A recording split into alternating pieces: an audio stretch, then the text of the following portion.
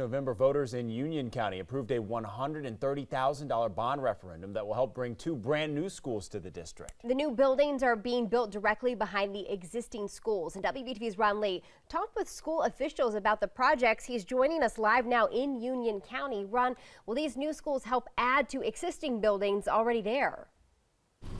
Well, the school administration tells me these are just going to be replacing older buildings, not necessarily expanding the district. They tell me that the school student population has pretty much flatlined in the past couple of years, but replacing these buildings will help students get further education as these schools have simply outlived their purposes.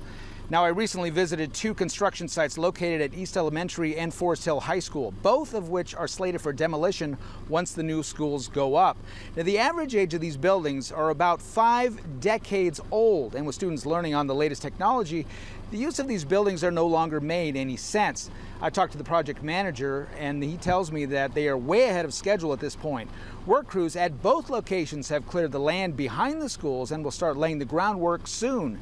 Students should start seeing their new school rise from the ground in just the next couple of weeks. I talked to school superintendent, and Dr. Houlihan tells me the project was born really out of necessity.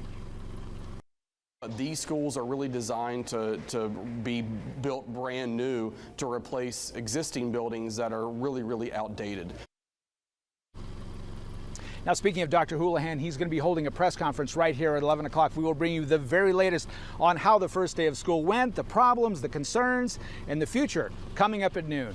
For now, I'm Ron Lee, WBTV, on your side.